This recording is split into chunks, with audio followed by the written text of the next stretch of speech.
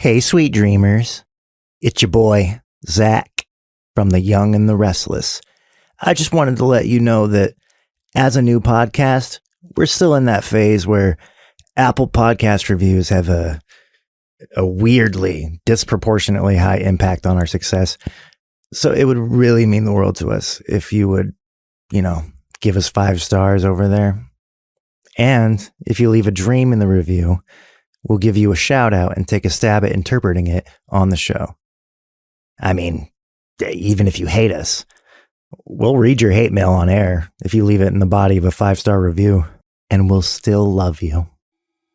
Anyway, on with the show. It is a good viewpoint to see the world as a dream.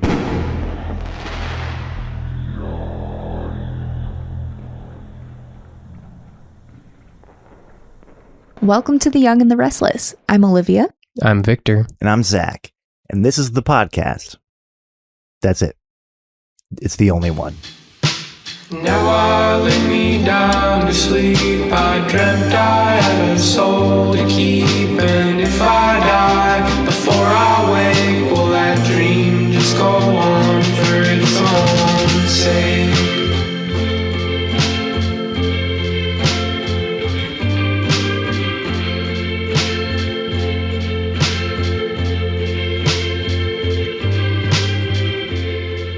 Now we can say podcast stuff.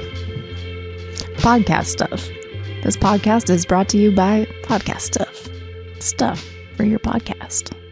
I don't even know if it was a dream thing or not. But the other day, so I ran out of dental floss and I've been just stealing my roommates. And I keep, every night when I floss my teeth, I'm like, I need to buy him more dental floss as well as myself. And I just keep forgetting. And the other night I had a dream that I went to the store and bought him more dental floss. And then the next day I was at the grocery store and it actually occurred to me to buy dental floss. Oh, your dream self helped you out. Maybe. Could be a chicken and the egg thing though, where I had the dream because I was thinking about it.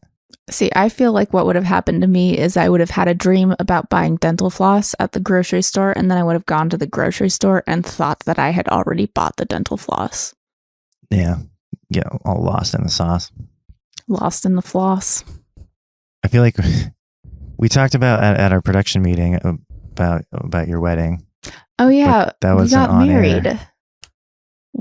Yeah, that is something that happened between right now and the last time our listeners heard us, but actually not really. That isn't actually when it happened, is it? Well, don't break the fourth wall. But yeah, we've been talking about it. It's been like, it's part of the podcast canon now. So I feel like we have to like rehash our conversation. How was the honeymoon? How was the honeymoon, honey? It was great. It was really great. Northern California is more goth than we expected. Yeah. There were ravens everywhere. A lot of ravens. And then we ended up in like a pumpkin town. Oh yeah, that was cool. Yeah. This town's nice. whole, like, okay, the first place we ended up was like a town of 700 people. And that was very cool. And we loved it. And then we ended up in a place that was kind of more residential. But I guess this town's whole thing is that come September, everything is fall. Like they were super into pumpkins, super into corn mazes and all of that, which was kind of fun because I feel like that pre-October season around here is not really all that October-y. Not October-y enough for me anyway. In Seattle? Mm-hmm. Oh, because I moved to Seattle from Colorado and I thought of it as like super autumnal, but. Well, it is, but I feel like September, people are still clinging on to summer around here because we don't get a whole lot of it. Yeah, but I personally, I am ready for fall by August. So was this pumpkin town like north of the Bay Area? South, yeah. Oh, okay. It was really nice. I hadn't taken time off work for a long time, and so it was our first trip together, really. Mm-hmm. Yeah. We had a good time. We want to go back there and then see other places. Yeah, it was the first time we like got on a plane and like properly went somewhere together, which right. I guess they say you should Yeah. do that. But you know, That's it's supposed to fine. be a big an test or aptitude something. test. Yeah. Well, I'm glad it went well. How'd we do? It went fine. We ran into like Olivia would get kind of stressed out if we didn't have a plan figured out, Mhm. and my default is very like go with the flow. Like, yeah, we'll figure it out. It's not worth like, and so I had to kind of be more. I had to step up to like making more of a plan so that she could relax a little bit. Well, because I would get really worried about like, I wouldn't want to go to just like any restaurant for lunch and miss our chance to like go to a really good restaurant for lunch. And so I was like obsessed with finding the right places to go. And maybe that's no way to live, but we ate a lot of really good food. Our personalities You gotta meet in the flipped a little middle. bit. Yeah, Where, that's like, true. At home, like I am the like structured, analytical, like we need to plan and we need to have like a system kind of person, and she's much more go with the flow. And when we were on vacation, I was like, yeah, we're just here to relax, have a good time. And she was like, no, we need to optimize the fun that we have. Every day is precious. We need to maximize our utility for this vacation. And yeah, That's so funny. Yeah, I guess that's why they well, say you need to travel together because you don't know how it's going to flip, you know? Right. Yeah. Well, that's the thing is like, I think that dynamic for us actually works well in our day-to-day lives. So like reversing those roles doesn't not work. It's just, we got to do the other thing, right? Yeah. Yeah. Yeah, the other one already has the tools to give to the other one. Mm-hmm. Yeah, that's... I have one experience traveling with an ex where I learned firsthand why they say you should do that. Luckily, we were not married. Because that granted, we traveled internationally. We went to Paris, and the dynamic was really weird because she was born and raised in Paris, and I had never left this continent. Mm-hmm. So I was like very much a tourist, and she was just kind of like, yeah, I don't want to see the Eiffel Tower. I grew up near the Eiffel Tower. I don't want to look at it again. Like I want to hang out with my friends who only speak French. So that was a nail. I mean, the whole trip was like a nail in the coffin, but there were probably signs between buying the ticket and taking the trip that it wasn't going to go well. Sometimes you just need to see it, like really have it thrown in your face. Yeah. Especially when you're 22. This happened 10 years ago. Mm-hmm. But yeah. So yeah, back to regular life. Nothing's really different. The wedding was really fun. It was really fun to have. Yeah, Zach was there. I had a blast. That was really cool. Yeah, it was like a whole week of celebration. Mm-hmm. And yeah, honestly, I loved the rehearsal dinner and the just bottomless wine. That was that was really a problem. highlight. I think Zach got a little toasty. I think in the last it was either the last episode or the episode before that where I had a dream about drinking. Oh yeah, and that was the last episode. And I was saying, I'll probably drink at your wedding. I did a lot all week. So did we. But well, yeah. Yeah, that first night, the batch party. You were pretty. Oh yeah. Pretty. Yeah. You're having a good day. Pretty loose. That was a very fun night. The next day was not very fun, but actually I was still hungover the day after the batch party, which has not happened to me before. I didn't love that. Multi-day hangovers? Mm-hmm. Yeah, I don't know if those are anybody's favorite thing. Nah, but that night was pretty fun. The whole week was fun. It was a good week. It was great. Yeah. Did a lot more drinking than we were used to, though. I was like, I guess I was drinking so much that like my hands swelled up. It was like my ring went from fitting just perfectly to like, oh, I don't know if I can get this off my finger. We got his ring resized like 2 weeks before the wedding. And then I was putting it on him during the ceremony. And I was like, oh my God, like, is this going to fit? We got it there, but. Yeah, that's very temporary. The booze bloat. That was harder to say than I thought it would be.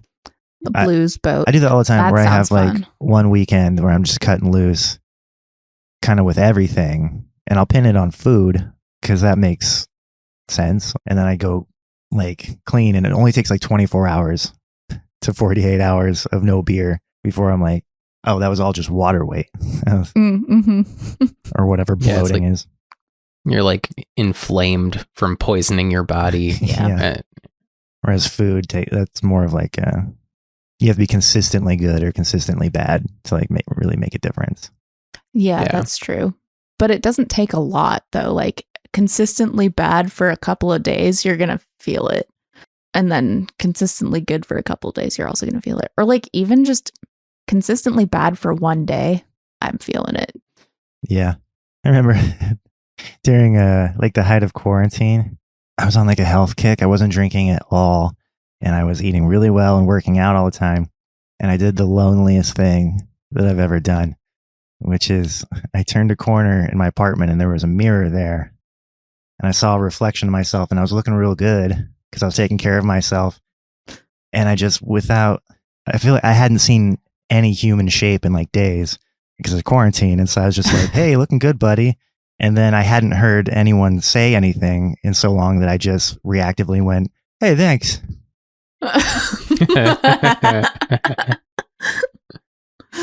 And it was all genuine too. There's no one there for me to be doing a bit for. Someone should have told you that you were looking good. There's no one around. I guess that was my job. I was like the only person seeing you every day during quarantine. That's true. Yeah, what the hell, Olivia? This might have been when we Sorry. were working from home for like that 1 week. Or when they put me in the room and I could only see you through the window. We'd leave sticky notes on the window. Yeah. Sad times. Boo, that job sucked. Still find it so funny that like you guys were doing drawings. You're both good at drawing, and your boss at the time, the boss they had at the time, they saw this drawing and then got like really worked up about it and like offended that they themselves weren't good at drawing and made like a big deal about like You think that's what it how was they were like about? an illustrator or something. She got really pissed at me for doodling during shows. Like it's the kind of thing where it's like it doesn't take all your brain power. Like I can doodle, but I couldn't like work on other stuff during this. Anyway, she was livid when she saw that I was drawing, and This is after I left. I think so. I think it was actually 'Cause I right don't after you remember left. this. This was like immediately after you left. I remember because I was working on a doodle that I was going to give to you. And I never got to because sad. It was a riddle, by the way.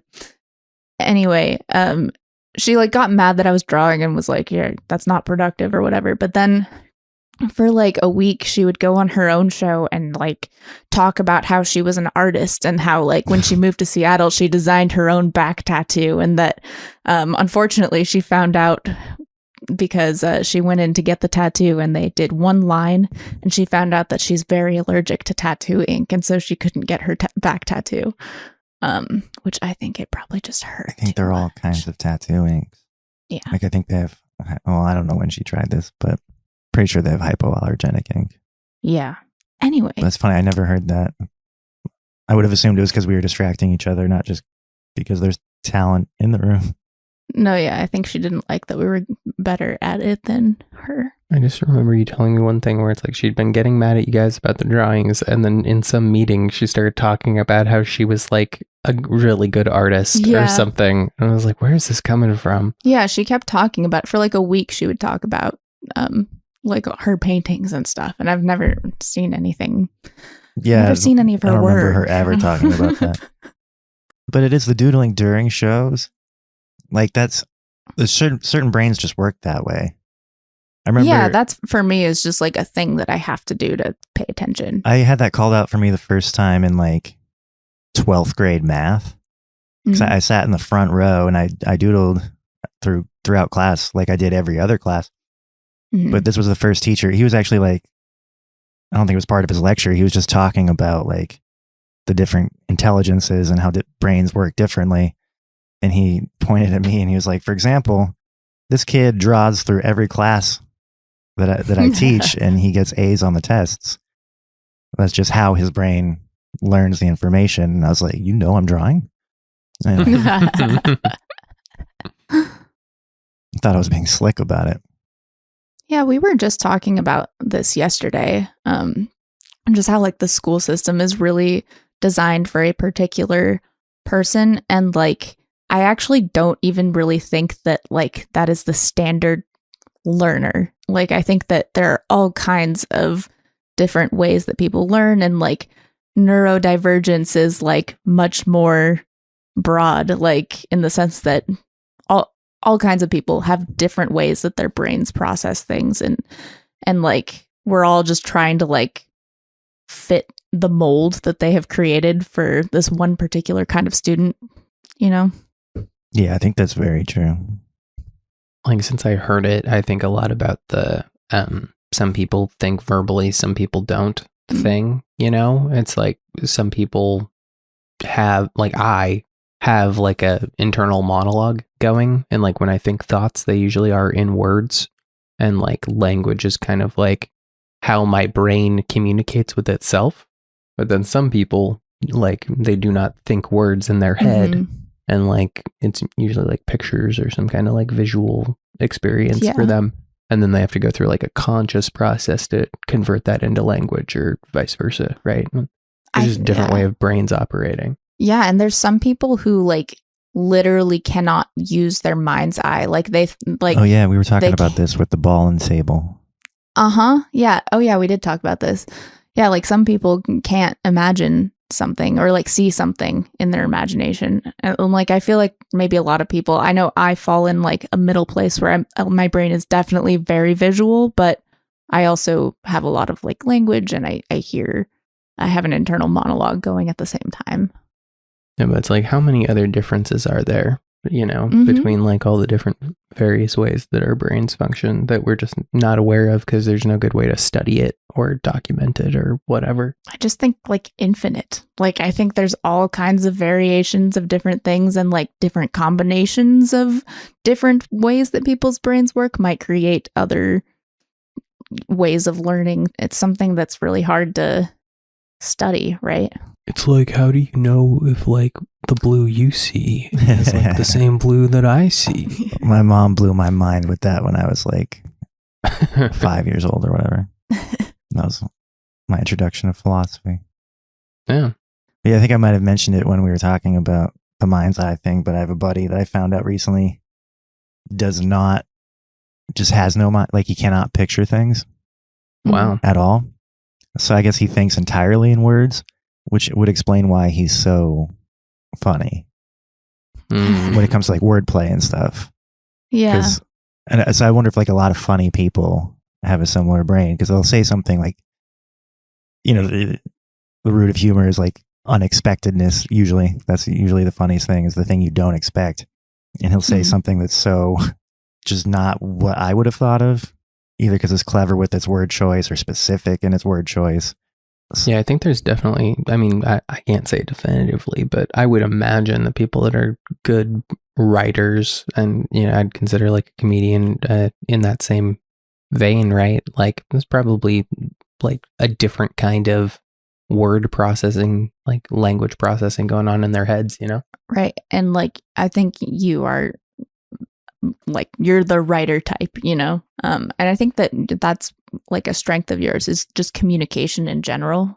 I also think you're funny, but yeah, it's good. Yeah. It's good to have one person on the podcast who's good with words in this word medium.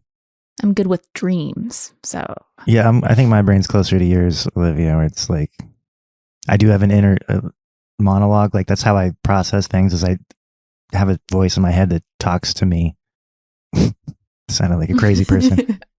Does it tell you to do things? Yeah, but it's stuff I wanted to do anyway. But I'm also very visual. So like when I write, and I don't write a lot of prose, it's mostly like screenplays. So I'm picturing the thing vividly in my head, and then I have to sort of like sift through the words, find the right ones to describe it. Yes. That's yeah. interesting. That's exactly my experience too. That's very interesting. I'd never thought about that before. But like, yeah, because I'm less of a visual thinker, right? It's like hard for me to. I can picture stuff in my brain, but it's like very ephemeral and it'll like fade out pretty easily or change pretty easily.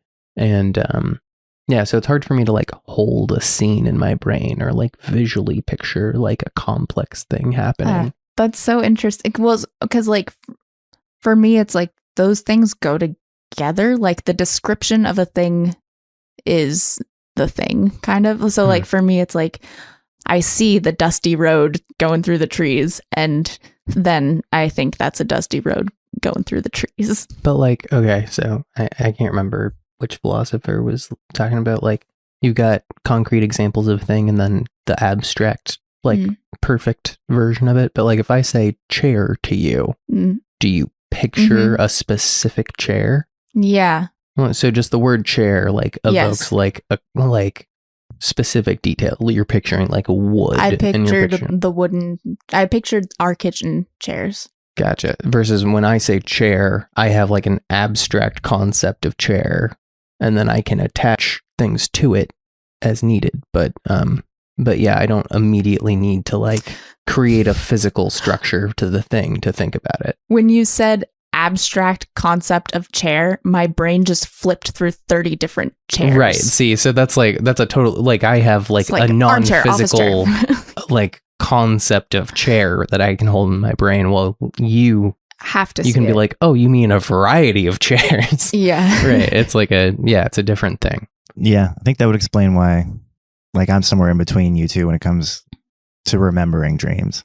Like Olivia is one of the most vivid dreamers I've ever met. Right.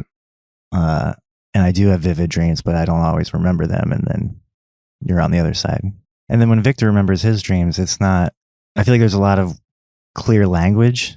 Like, I don't know if it's like what you thought of while you were dreaming or like retroactively like explaining it, but like the carrot and potatoes dream. Yeah. Like you retelling that felt like a short story as opposed to some when a lot of people actually recount their dreams, it's like, you know, it's like my mom, but it wasn't. And then like I was in this place. It was like a school, but it was a hospital.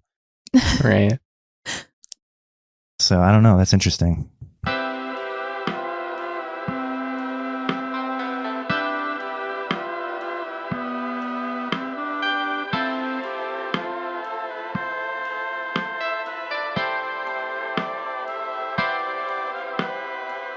Yeah, I was staying at my buddy Connor's place. He has a 1-bedroom like across the street from his girlfriend who also has a 1-bedroom.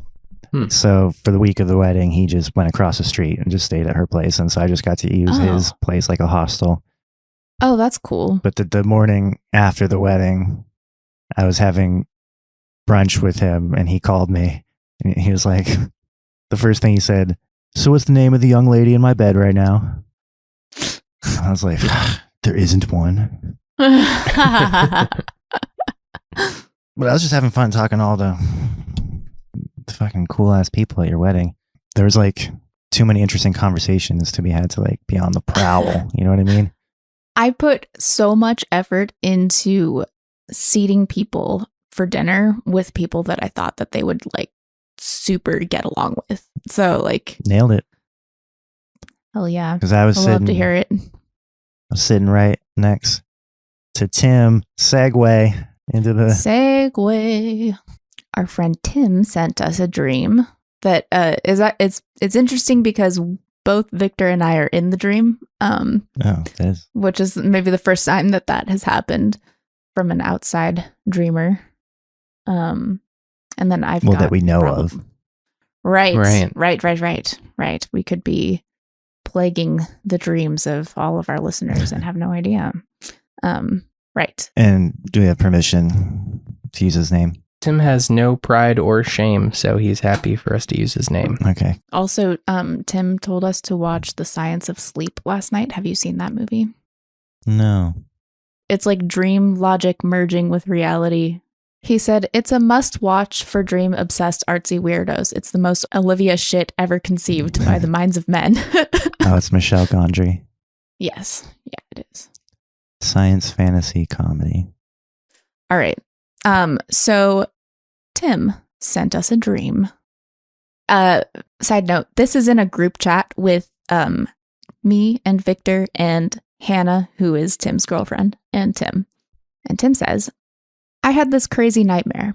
The four of us hiked up to the top of this snowy mountain, and there was a spooky cabin we were all going to stay the night in. Before we all went to sleep, Victor took 2 photographs of the room because he felt uneasy about the room.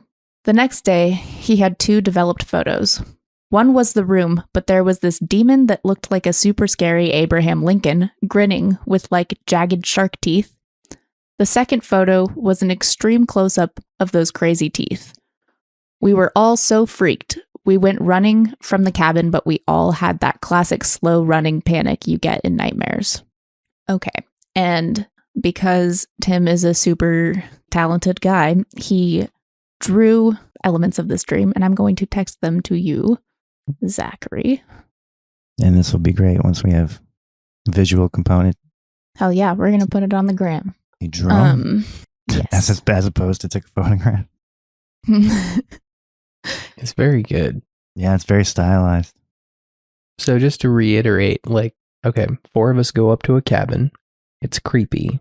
I take pictures, and then the next morning we look at the pictures, and it reveals a monster, the Abraham Lincoln with shark teeth that we didn't see during the night, and then we're freaked out and we leave. So Is that right? Some kind of like 24-hour development type of camera, like an old school camera. Yeah. I like that it's the first one is Abraham Lincoln with shark teeth, and then the second one is just a close-up of the teeth, kind of like in between the 2 photographs he got close to you, you know? Yeah. That's spooky. Oh, I have not read this because I've been holding back, but I was very stoked to see that there is a Dream Bible entry for Abraham Lincoln. Okay, so I pulled up cabin pictures, because that's what they had for photography, Abe Lincoln, and fangs, which seemed like the closest analog to shark teeth. Yeah. So Abraham Lincoln may represent an aspect of your personality that leads others by being a role model or mentor, an ability to guide others with good advice and valuable experience. I'm going to add, so it says the picture was this demon that looked like a scary Abraham Lincoln. Gotcha. So let's pull up demon. Yeah, because there's no Abraham Lincoln negatively, right? No, Right. and it's a little spooky that it's an aspect of yourself that leads others by being a role model, but in combination with like a demonic thing is an interesting. Yeah, it suggests like a corruption of that role or something. Mm-hmm. Yeah. To dream of a demon represents an aspect of your personality that is noticeably antagonistic to anything positive. It reflects problematic people, situations, or your own bad habits that are totally motivated by negativity. It may also reflect people or situations that seem to actively work against you, or your own shadow self that prefers negative choices. Destruction, addictions you can't resist.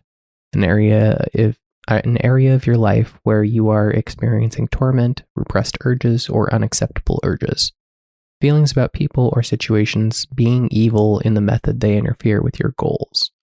A demon may also reflect people or situations that never allow you to break free of a problem. Also jealousy or bitterness that seems personal. Ignorance, distress, or meanness, feeling as though someone is out to get you.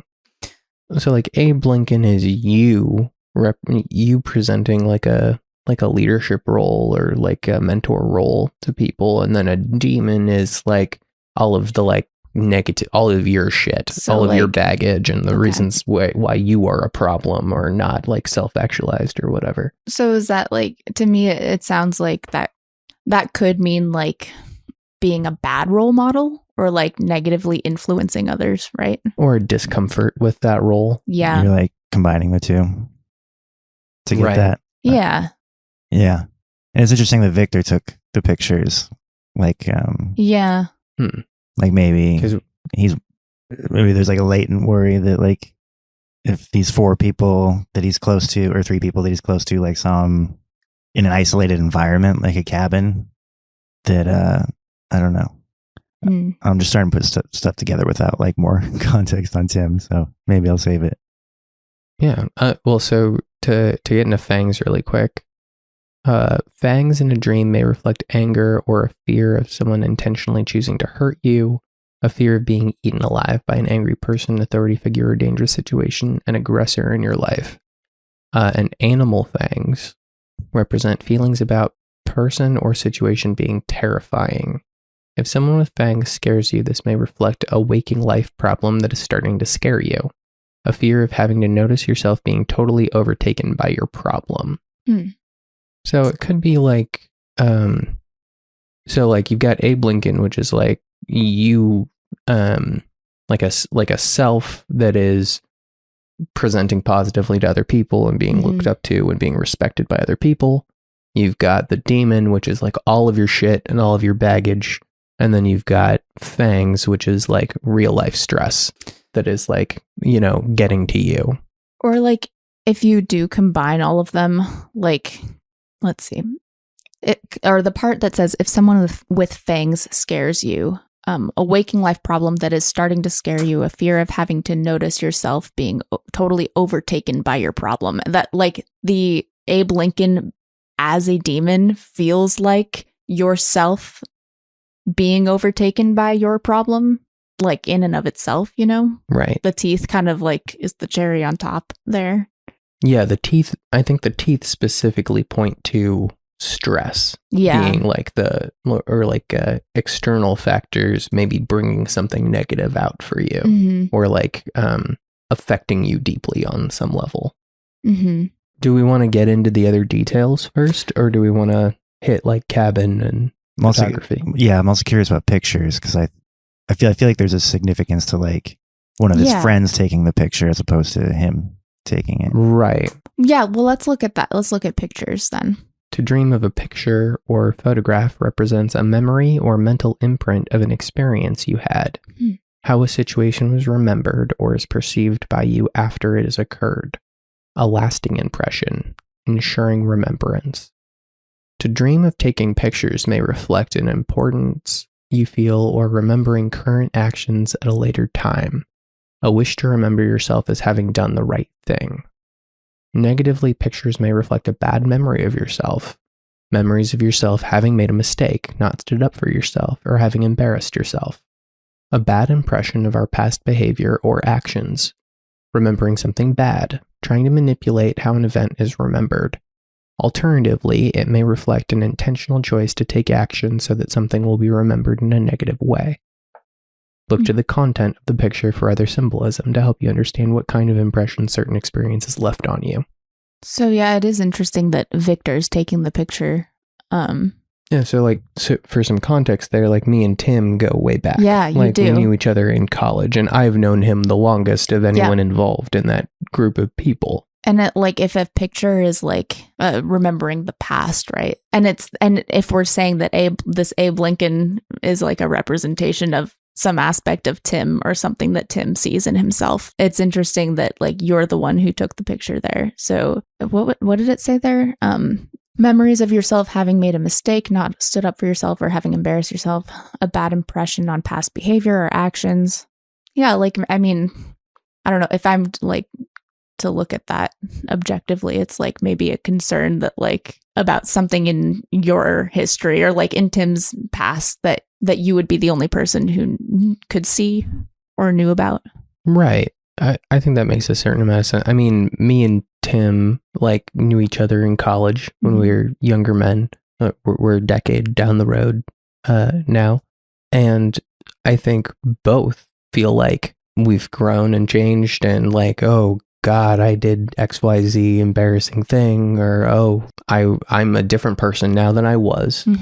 And so I could see maybe if you take the Abe Lincoln thing as like I feel like I'm presenting myself in the best light, like I'm being the version of me that I want to be right now, but there's like I know that there's more to me, right? I know that like there's some negativity attached to me. I have my own shit. I have my own, like I'm a person with problems, right. I am not a perfect person. And part of that for you is like your past, right? Yeah, it makes a lot of sense to me to like maybe have an anxiety of like I could certainly understand Tim maybe having some kind of anxiety of like, oh, I remember like an embarrassing story, or it's like, you know, shifting perceptions of him when he's probably worked hard to become the person that he is. And I would feel the same way, you know? Mhm.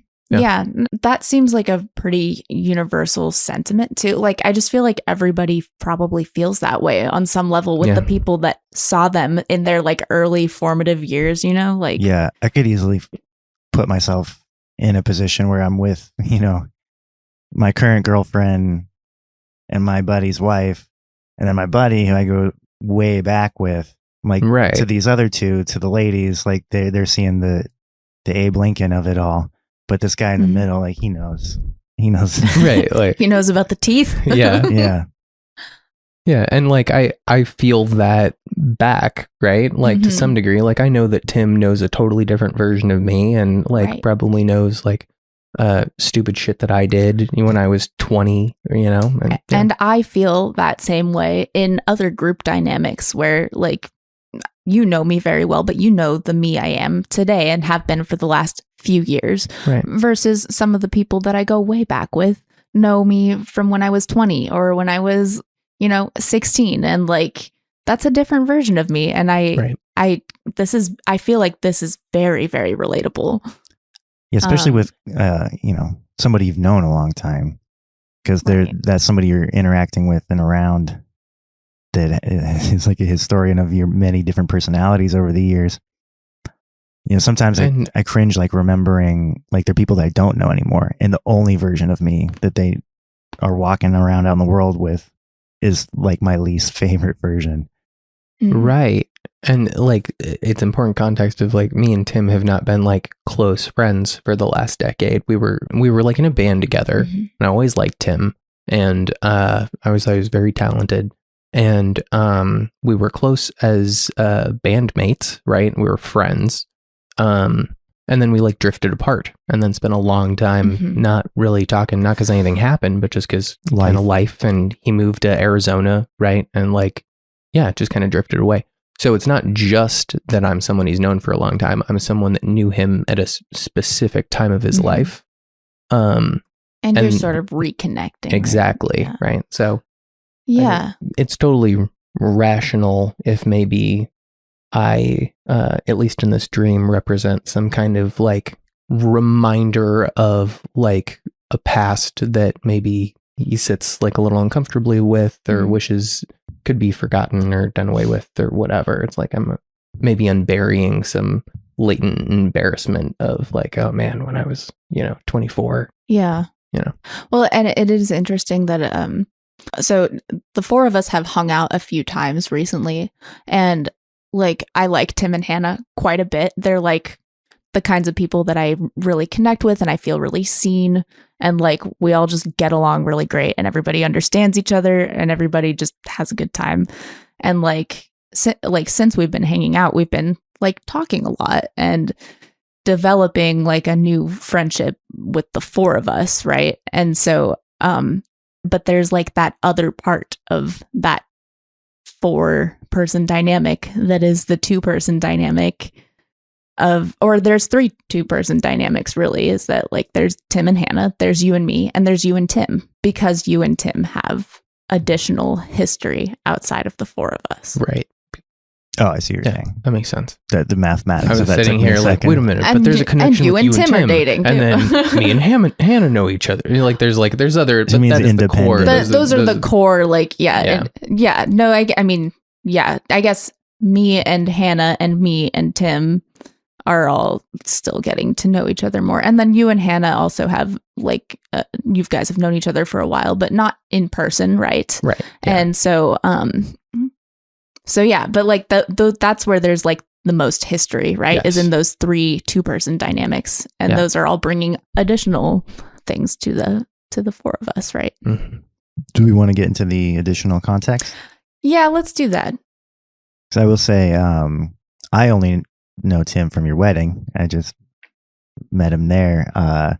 but it was pretty funny. I talked to him for a long time, and it was just one of those like almost weird, like we're like the same person almost. Like every time, I think those were Tim's exact words. It's like, damn, we're like the same person.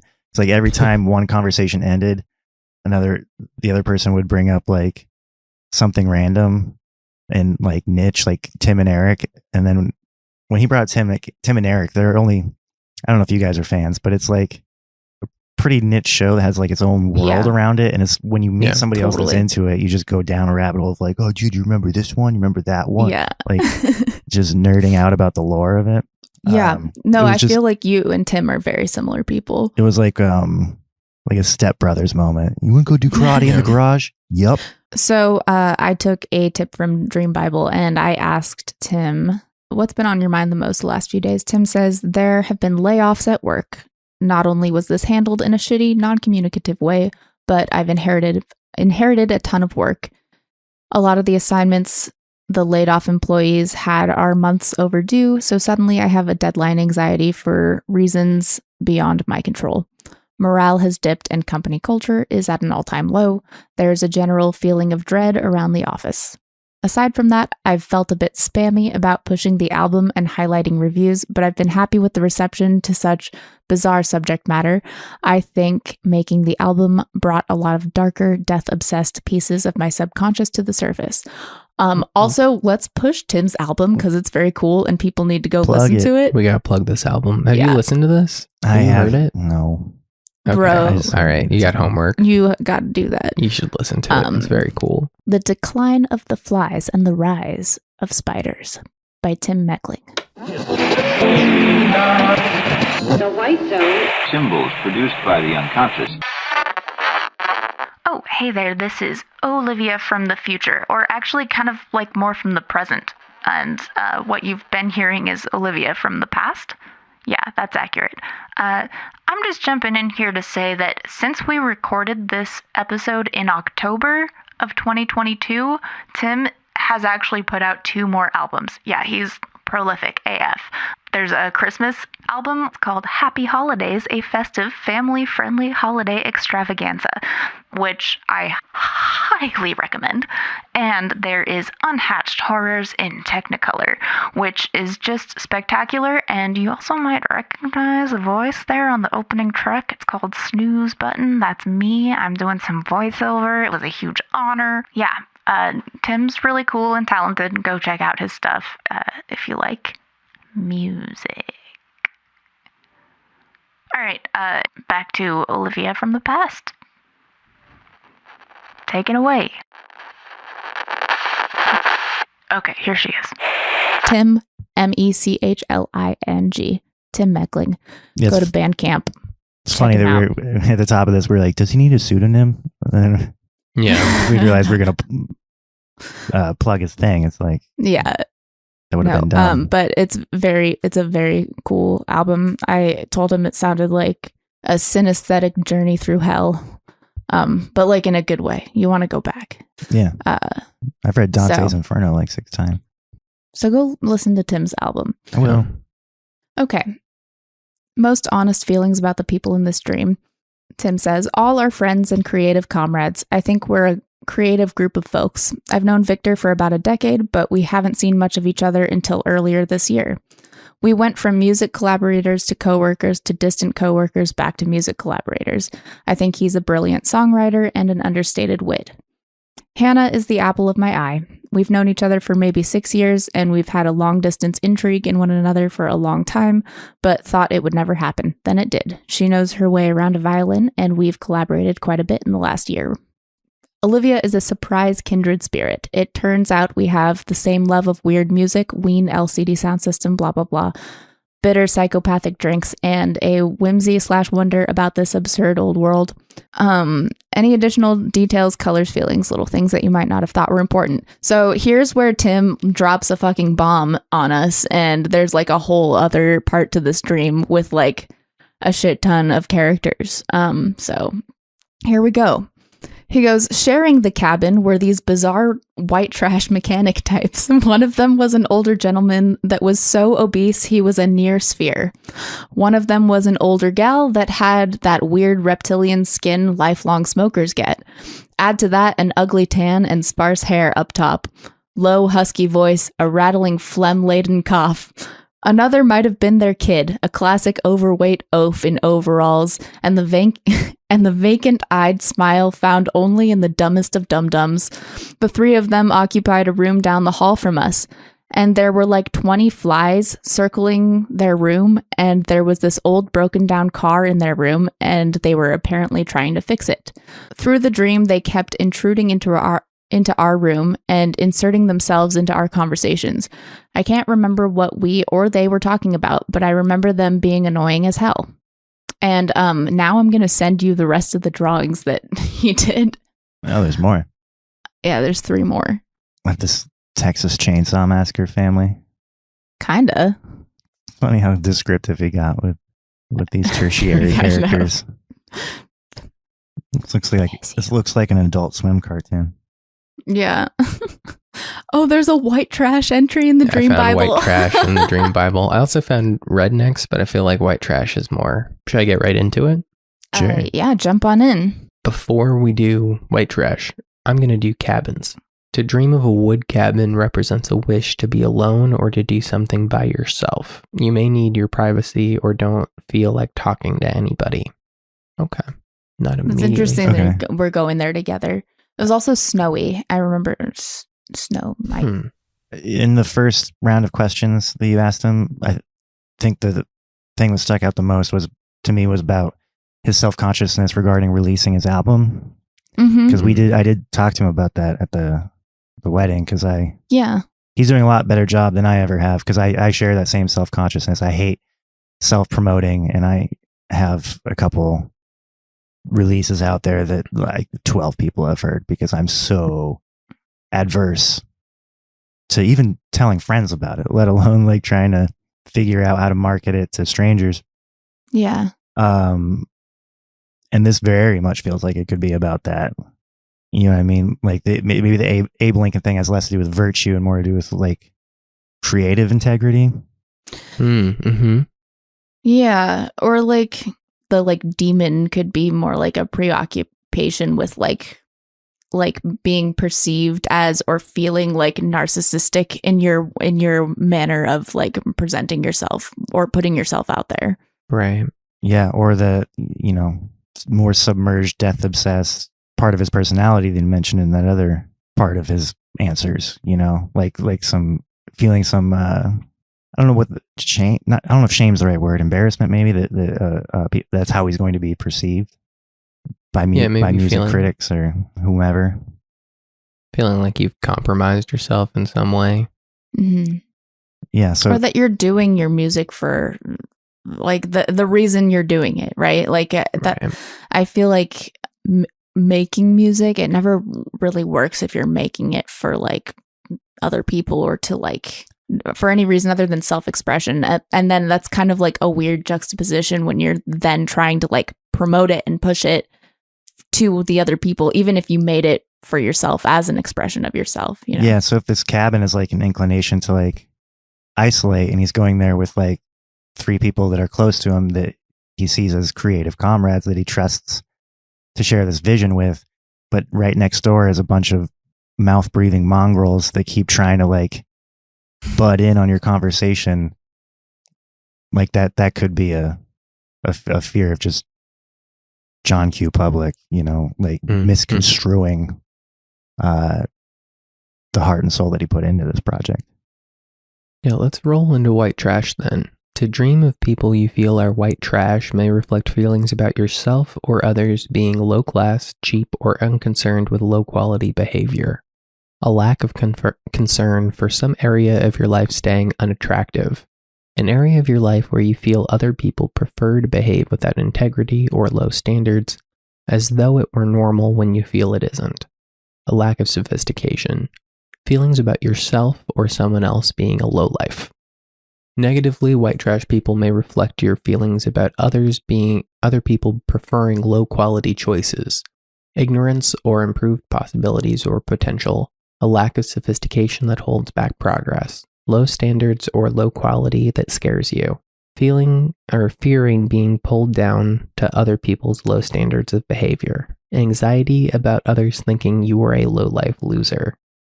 Alternatively, dreaming about white trash people may reflect feelings about yourself having low standards and not caring about it at all, some area of your life where you prefer low standards or low quality because it makes you happy, accepting yourself as a low life, not caring what people think of you.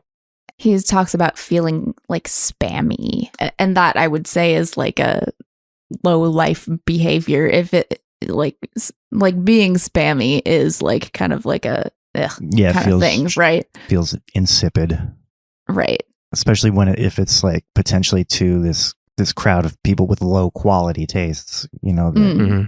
Yeah, so it seems like Demon is pointing towards like some insecurity or like some like dealing with your own shit. The fangs are pointing towards external stressors, and then the white trash people are pointing towards like anxiety about how you were being perceived by others, or how you were perceiving other people in a way that's like grating on you a little bit. So yeah, it sounds like just like a lot of external stress, which seems to connect to the two things he's pointing to, right? Of like work being stressful, and then the album. Yeah, so he's stressed.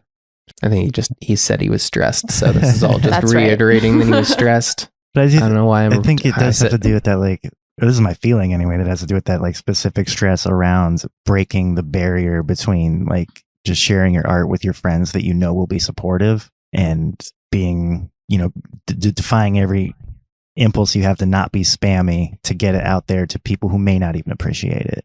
Yeah. In the interest of expanding Cabin, you know, in search of more an audience, I guess. I was gonna say more like-minded people, but that would be his audience. There's people like you guys that would get it. Right. Yeah. Yeah. And once I will listen to him. So like this album is definitely like a thing that is not going to be everybody's cup of tea. Like it's experimental for sure.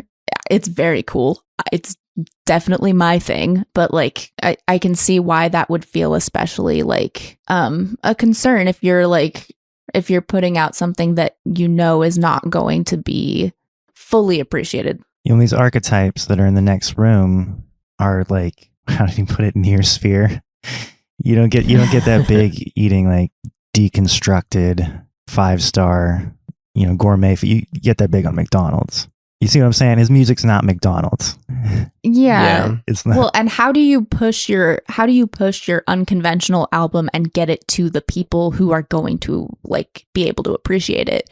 You just have to push it to everybody, and some people are not going to like it. Some people are not going to listen to it. It's hard to get it to the right audience, right? Yeah, that's the hard part about the like experimental music, is not only will people not get it, but some people will think it's bad because they don't get it. Yeah, but really they're bad low lives. Low quality people. But I do feel like the photograph thing and Abe Lincoln probably represents some self-consciousness. What I'm getting from this is maybe that he's feeling stressed and vulnerable, and he's got the people he doesn't care about over there, but that are causing him stress. And then he's got people that he likes and respects and thinks like get him. And I think the photograph and then this monster represent maybe some anxiety that the people he actually likes will maybe like get a like their perspective of him will be shifted in a negative way or something because all this other shit has gone around. Totally. That feels like that feels like a relatable anxiety. Yeah. I also was just thinking about how in the dream Victor took 2 pictures of the room. You did not take pictures of Abe Lincoln, the demon, dishonest Abe. It's the kind of thing that didn't show up until later, right? It reminds me of that Goosebumps book. Never mind. You lost me. Goosebumps. R.L. Stein, Goosebumps. Oh, I did. Yeah, I liked Goosebumps, I don't know but I which don't one you're remember talking what about. story you're talking There was about. one with like a Polaroid camera that would take pictures of things that weren't there or things that were going to happen. Maybe I can't remember. I was a child. Gotcha. I might just be like projecting this onto Tim, because this is a thing that like I wrestle with, of like, oh, like I don't like myself. I'm embarrassed by like stupid stuff that I've done. Like, oh, the people that like me, they're going to figure out that I'm a big idiot that causes all sorts of, like, that's the kind of anxiety that I have to like constantly try to push back against, you know? I know that's silly, but it still kind of like haunts me a little bit. And so maybe I'm like projecting that onto Tim when it's more of a me thing. I mean, I feel like that what you're describing is like a quality that I only see in self-reflective people who I like to hang out with. Yeah, I was like, going to say it also sounds like a me thing. So there's a good likelihood it's a Tim thing too. I think that people who don't feel that way sometimes, like obviously it's not great to feel that way all the time. That's not healthy either. But like most of the people I meet who are walking around like, yeah, I'm great, are not usually people that I the Dunning-Kruger effect click with. Yeah, well, maybe if the cabin is like his mental universe in which he created this album, you know, he's bringing you guys there deliberately because he trusts you, but he's afraid that one of you, the one that knows him the most, might unveil something by taking a snapshot of it that or just like is inherent in the space that's not necessarily true, but it's something that he's wrestling with. Yeah, or that just like that Victor might have a different perception of all of this, like of all of, I mean, of Tim or of his album or of like whatever, just based on having more context and like the context of knowing him when he was in his early 20s, which like most people at that age are doing shit that we're all embarrassed about later. Oh, yeah. And like big time. Yeah, like I was talking to Tim a little bit at the bachelor party. We did like a joint bachelor party, so we got everybody together, all our friends together, and just we went bowling. We got drunk. It was a good time. But I was talking to Tim, and we were talking about like that time of our lives, and he opened up a little bit about how like he was going through some shit, you know, like he felt like and which.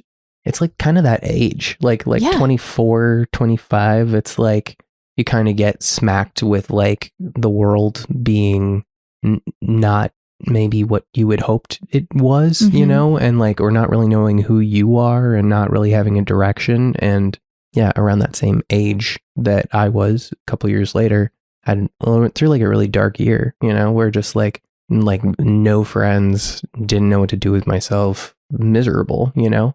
I think like that time period that I knew him, he was describing, he was coming off of like being a touring musician and then landing in a place where he didn't really know what to do with himself, and he was depressed, and like the world was kind of eating at him a little bit. So he may not have liked himself very much at that time where I knew him.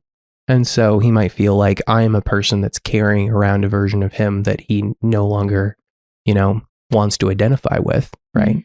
And so if he feels like I still see him as being this person that he doesn't like or whatever on some level, it's hard to let go of. Absolutely. And like that makes sense in the context of you then taking these snapshots, and which in the Dream Bible, like a photograph, a physical picture can be a representation of a moment in the past, right?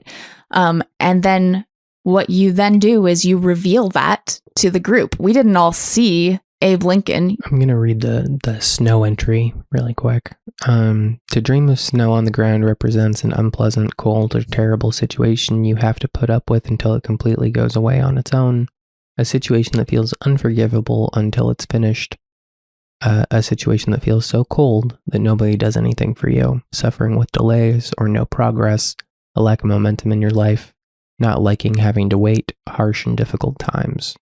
Snow may reflect how harsh or cold a cleansing experience is, a very unpleasant new beginning, or feeling as though you're being punished.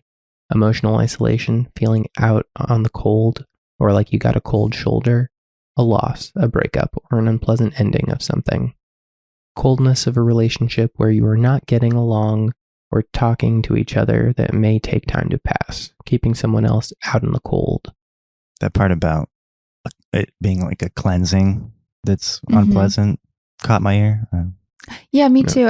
I think that to me that ties back into putting the album out as like because that feels like a humbling experience, or like you kind of have to let go of a lot of stuff to be able to do that, and to push past the discomfort of feeling like you're spamming people with this thing, right? Yeah. And the Um, work stress, right? yeah. Those Oh, things yeah. together, Mhm. right? It's a lot to try and grapple with at the same time. Yeah. But the way it describes a snow as being like a new beginning, potentially, that going from like a bedroom musician to somebody that like music reviewers are listening to, that is like you're breaking a membrane there. It's a new chapter of a Mhm. musician's Yeah. career. That's Yeah, true. Yeah. definitely. What do you guys think? I also tend to like, once I feel like I have an idea of what it's about, I get latched onto it. Like Yeah. keep looking for Hard stuff not that to. fits that. I Right. develop a cognitive bias about it. Well, I guess only Tim will tell. Only Tim Right. can tell. Yeah. Thank you for listening to The Young and the Restless. You can follow us on social media at The Young and the Restless Pod and submit your dreams for interpretation to The Young and the Restless Pod at Gmail. And as we always say, even the good Lord himself gets the shits. You a tiger lily on the moon, and maybe someday we could go there together. For now the clock is screaming, welcome home. Dream forever, dream forever.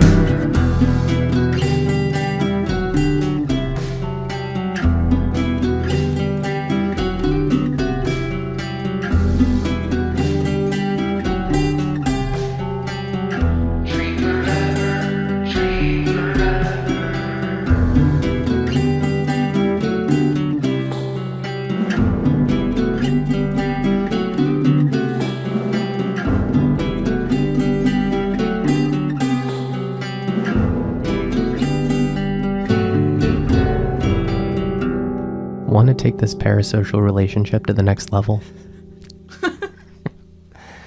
Well, if you leave us a review on Apple Podcast, we'll read it on the show, and then we'll know you exist the same way you know we exist.